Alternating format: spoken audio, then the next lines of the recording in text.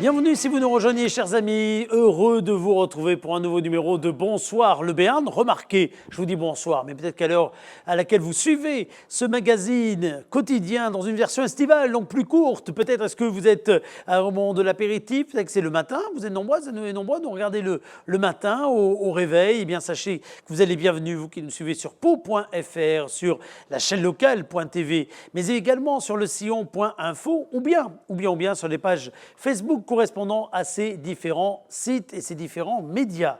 Dans quelques minutes, nous allons découvrir ce qui sera incontestablement un des événements de la rentrée, puisque nous parlerons du Rallye des Cimes, un Rallye des Cimes qui va finalement se tenir en ce mois de septembre. Et on vous parlera du programme exceptionnel qu'il devrait y avoir du côté de ce Rallye des Cimes, une tradition dans le domaine de l'automobile. Avant cela, il faut que je vous rappelle que vous pouvez jouer avec nous, quelle que soit l'heure à laquelle vous suivez cette émission, soit en direct, tous les soirs, 18h, soit en replay. Vous allez pouvoir jouer, vous laissez votre téléphone de côté, votre ordinateur, que sais-je, ou plutôt vous ouvrez une autre fenêtre pour vous connecter sur le site internet de la chaîne locale.tv ou bien sur la page Facebook de la chaîne locale.tv pour jouer à notre grand jeu de l'été baptisé le mur de la chance. Kezako, pourriez-vous me dire? Eh bien, je vous réponds tout simplement, une case à découvrir tous les jours. Derrière cette case, un cadeau peut-être se cache. 120 cadeaux au total à gagner, notamment une cagnotte qui chaque jour est abondée de 50 € de chèques cadeaux Pau Commerce, des chèques cadeaux à dépenser dans toutes les boutiques du centre-ville de la ville de Pau qui adhèrent à Pau Commerce. Aujourd'hui, mercredi 5 août 2020, nous rajoutons 50 €, messieurs, dames, dans la cagnotte. Cette cagnotte augmente donc, vous pouvez la gagner, quelle que soit l'heure à laquelle vous suiviez cette émission, y compris si on est en replay. Donc je ne sais pas à combien la cagnotte se situe au moment où vous suivez ce replay, mais sachez que tous les jours, nous y mettons 50 € de plus. Lorsque la cagnotte est gagnée, vous remportez le montant affiché. Lorsque la cagnotte est gagnée, le lendemain, on remet 50 € et on redémarre donc à 50 €. Vous jouez avec nous sur le www.lachaînelocale.tv. Si vous voulez participer à cette émission, bonsoirlebéarn@gmail.com ou bien 06 44 63 07 14, 06 44 63 07 14. C'est par SMS que les organisateurs du Rallye des Cimes nous ont dit oui, il y aura cette année un Rallye des Cimes. Ils nous disent comment dans quelques secondes. À tout de suite.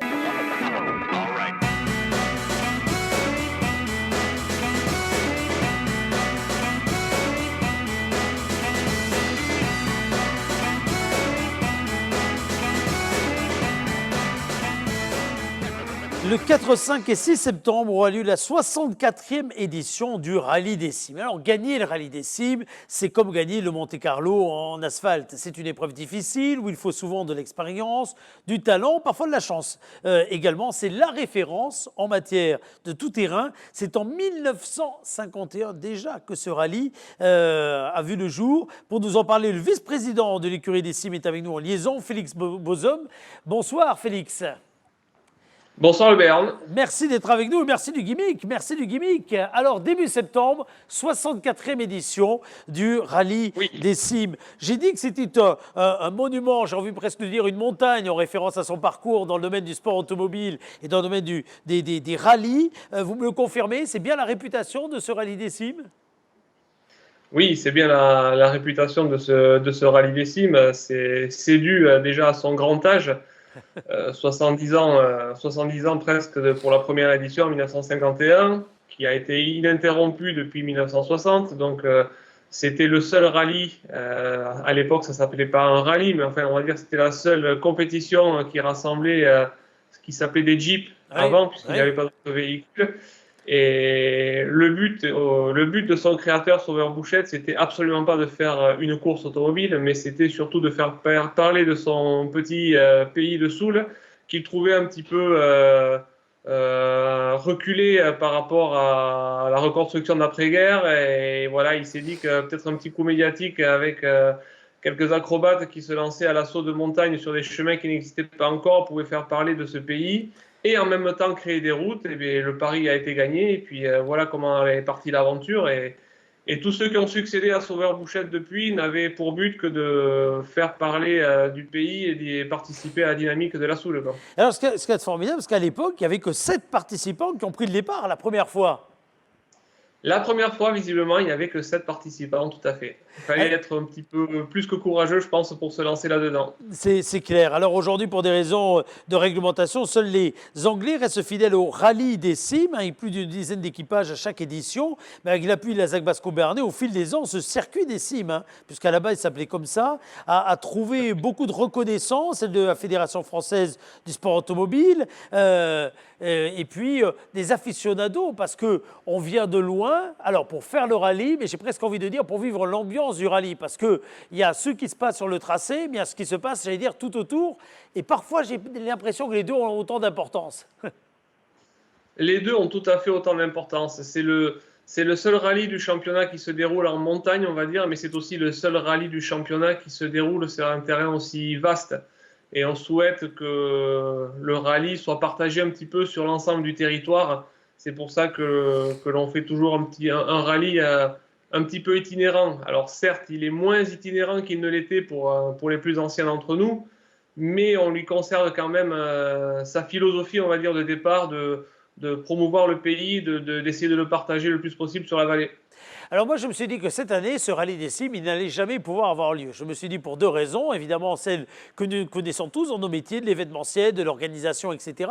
Mais aussi parce que vous voilà sur un week-end, alors c'est votre week-end, le premier du mois de septembre, mais vous voilà sur un week-end où il y aura non seulement des 4x4, mais il y aura aussi un nombre incroyable de cyclistes qui seront en Béarn, puisque c'est le week-end du Tour de France. Comment vous allez faire? C'est le week-end du Tour de France. Eh bien, écoutez, on a rencontré les gens de la préfecture, on a réussi à trouver un compromis. Aucune épreuve ne doit faire de l'ombre à l'autre. On est très heureux d'accueillir le Tour de France sur notre territoire parce que c'est aussi un événement particulièrement médiatique et c'est aussi quelque chose de très important pour nous. Et on est content que le Tour de France ait pu nous laisser une place sur comme vous l'avez dit, notre date qui est le premier week-end de septembre. Donc, les deux vont cohabiter sans se gêner. On a trouvé le compromis. On va pouvoir proposer une belle course à nos participants et sans absolument pouvoir gêner les cyclistes ni les spectateurs qui voudront aller sur l'école. Alors, il y aura combien de spéciales cette année au programme? Parce que les spéciales, c'est ce qui fait principalement, pas que, mais la saveur quand même de ce rallye des cimes.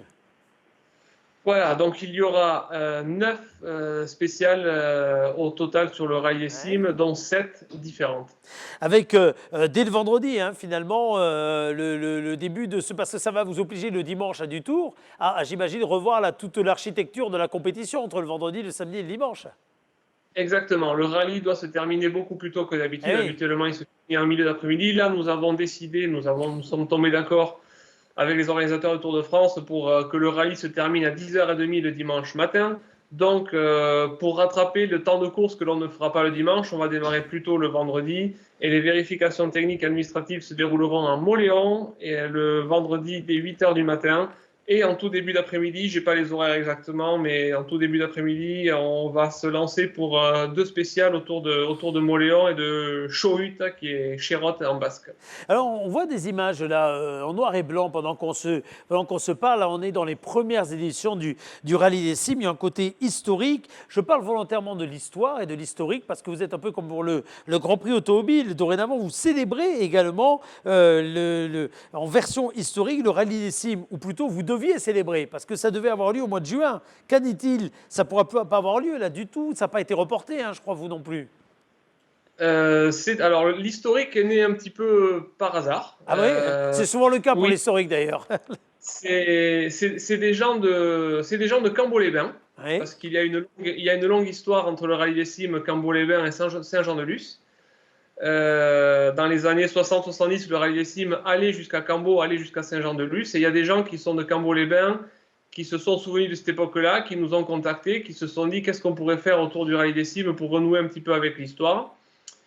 Et on leur a dit que le rallye d'aujourd'hui était très difficilement transposable sur un parcours comme celui-là. Par contre, on sentait qu'il y avait une demande auprès de gens qui avaient gardé quelques anciennes autos pour peut-être se rassembler autour de quelque chose qui n'était pas une compétition, mais plus un rassemblement et une concentration automobile. Et on a fait la première tentative sans aucune publicité, juste le bouche à oreille parce qu'on ne savait pas trop où on allait. Et on s'est retrouvé avec plus de 90 véhicules qui sont venus de toute la France. Et la grande surprise pour nous, c'est d'avoir retrouvé des grands noms du rallye des cimes qui ont couru tout au long de son existence, avec des Yves Pacholi, des Jean Aguerre, des Thierry de Montcorgé, des militaires qui venaient de Saumur avec leurs véhicules d'époque, des gens qui venaient du Cantal, des gens de chez Cournil, etc. etc. Donc des choses vraiment très sympathiques auxquelles on ne s'attendait pas. Et cette expérience qui devait durer qu'une fois, c'est refaite 4 années à la suite, et on devait faire la 5e édition cette année, et pour cause du Covid, on ne l'a pas faite, et elle sera renouvelée l'année prochaine. Ce n'est que reporté en 2021, j'en suis sûr. On va voir quelques images dans quelques minutes de la légende justement du rallye, extrait du film que vous avez réalisé et que l'association a réalisé avec les cimes, la légende. Le rallye, ça a été à la fois la rencontre de pilotes qui ont marqué l'histoire de celui-ci, de tracés particuliers, de voitures également et d'images de voitures tout à fait également particulières, et puis de ce public qu'il y avait tout autour, et qu'il y a toujours tout autour. Comment est-ce que vous comment vous imaginez plutôt et comment vous voyez l'avenir de ce type de compétition à un moment où on le sent bien? Et c'est vrai dans le domaine du sport automobile en général, mais encore plus dans les rallyes, la sécurité, les questions environnementales, etc. voient le jour d'une façon beaucoup plus forte que par le passé. Ben, tout à fait. Ça fait maintenant quelques années que l'on fait une étude environnementale, que l'on a fait une étude environnementale sur l'impact du rallye sur le territoire, que nous avons adapté le rallye suite à cette étude. Il y a eu des aménagements de fait, il y a des zones qui ont été abandonnées pour raison de sécurité pour les véhicules, mais aussi pour raison de sécurité pour le public, parce que le public doit venir et pouvoir s'installer sur le bord des pistes sans prendre de risques. Donc tout le rallye a été complètement revu depuis maintenant, je dirais, 5-6 ans. Et nous nous appuyons sur cette étude environnementale pour le faire évoluer petit à petit. Et nous travaillons avec les gens de la préfecture, avec les représentants locaux pour que ce rallye perdure et puisse s'adapter à la réalité actuelle, aux problèmes environnementaux, aux problèmes sécuritaires. Et qu'il en reste, on veut que le rallye des cimes reste un phare et ne devienne pas quelque chose de désuet, quoi. Ouais. Aujourd'hui, qui finance le rallye des cimes? Qui finance ce type de compétition? Quel modèle économique? Ce sont des partenaires privés pour plus de la moitié du budget. Ouais. Et ces partenaires privés aujourd'hui sont toujours fidèles au rendez-vous. Je dis ça parce qu'on le voit bien, beaucoup de manifestations dans le domaine de l'automobile se trouvent menacées par ces questions-là. Vous, aujourd'hui, vous avez un noyau dur qui vous suit. On a un noyau dur parce que je pense que l'on va au-delà de l'automobile. Dans notre tête, l'automobile reste un instrument et non pas le but. Voilà, c'est un outil. Pour nos prédécesseurs, la Jeep était un outil. Aujourd'hui, le véhicule reste un outil. Certes, il y a la partie sportive qui est essentielle et on veut que les équipages puissent se battre, parce qu'ils viennent pour la compétition, ils viennent pour le chrono, donc ils viennent pour se mesurer. C'est clair, c'est clair.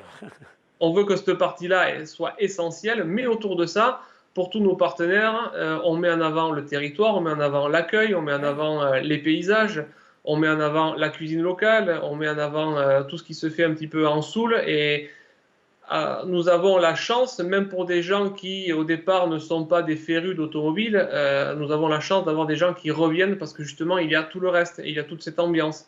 Et on leur permet de vivre cet événement de manière très particulière en les embarquant dans des 4x4, en les mettant dans des endroits qui sont habituellement forcément inaccessibles et qui nous sont ouverts pour le rallye des cimes. Donc ça rend le moment unique. Comme je disais, on dépasse le cadre de l'automobile. Absolument. Eh bien, on va s'en rendre compte au travers des images que vous nous avez confiées. Voici quelques images de ce rallye dont on rappelle que la 64e édition aura lieu les 4, 5 et 6 septembre 2020. On peut commencer à voir le programme. Vous allez rappeler le site internet qui est le vôtre? Pardon? Vous allez rappeler, je dis, le site internet qui est le vôtre? Oui, c'est www.écuriedescimes.com.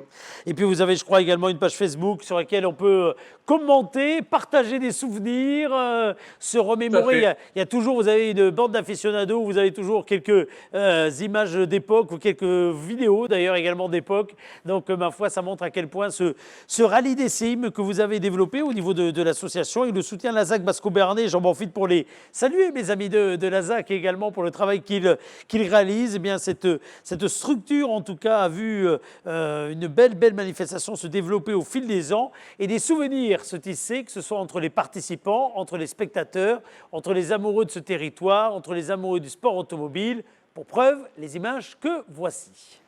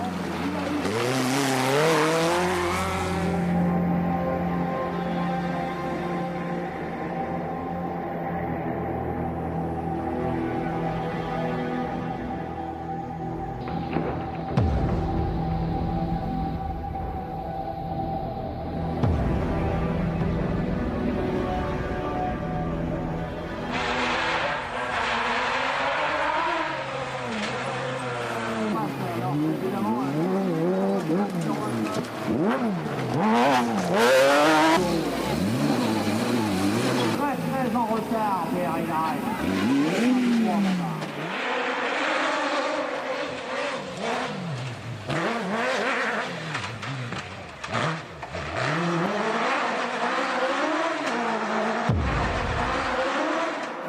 Pour la catégorie des véhicules de roue, avec Maïsia et de l'entreprise Martin. Et ouais, image impressionnante de ce rallye des cimes. On peut le retrouver d'ailleurs sur votre page Facebook, cette vidéo, je crois, et avec beaucoup d'autres qui sont partagées par les uns ou par les autres. Côté pilote, on annonce du beau monde ou pas pour cette 64e édition, Félix? C'est la grande inconnue. On ne sait pas trop ce que va donner. On sait pas trop ce que va donner la liste des engagés parce que tout le contexte faisant que de tout le championnat, il ne s'est déroulé qu'une seule épreuve, qui est le rallye d'Arzac en début de saison. C'est vrai d'ailleurs. On ne sait pas du tout ce que va donner la liste des participants, quels en seront le nombre, quels en seront les inscrits. Donc, ce sera la surprise. Ce qui était important pour nous, c'était de faire ce rallye des cimes dans cette année si particulière. Parce que nos prédécesseurs ne l'ont jamais raté, quel qu'en était le contexte, ils l'ont fait chaque année. Cette année, on voulait le faire à 2 titres, parce que d'abord, il était important de le faire, et puis deuxièmement, notre ancienne présidente Jeanne Bouchette, qui est la fille du créateur du rallye des cimes, est décédée en septembre, et on ne voulait pas non plus, l'année où elle est partie, on ne voulait pas qu'il n'y ait pas de rallye des cimes, parce que le plus bel hommage qu'on pouvait lui rendre, c'était de faire cette 64e édition également.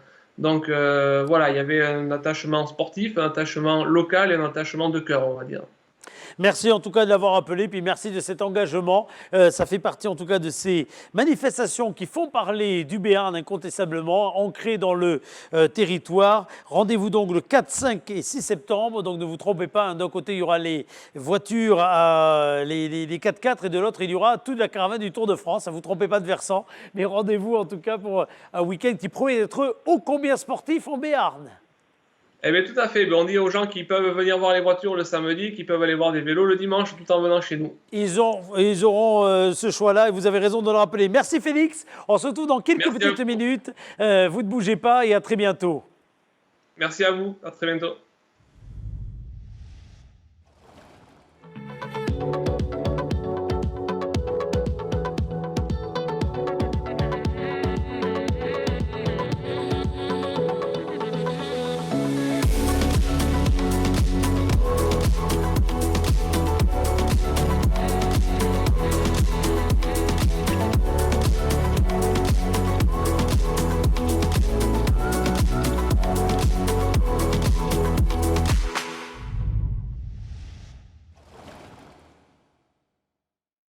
Avant de vous quitter, chers amis, pour gagner des activités du côté du parc Aquasport dont vous avez vu les images il y a quelques instants dans le petit spot qui a été diffusé, je vous invite à vous rendre sur le www.lachaînelocale.tv ou bien sur la page Facebook de la chaîne locale.tv, la page Facebook de la chaîne locale.tv. Pourquoi ? Eh bien parce que vous allez pouvoir jouer immédiatement et tenter de décrocher les quelques 120 cadeaux mis en jeu dans le cadre de ce grand jeu, le mur de la chance, qui anime tout le long de l'été vos soirées, du moins je l'espère. Vous pouvez tenter tous les jours de gagner un cadeau et nous mettons 50 € de plus dans la cagnotte, comme résumé dans le générique de fin que voici. Je vous donne rendez-vous demain, nous serons jeudi et nous parlerons jeudi agriculture, comme le veut la tradition de cette émission. Salut et à demain.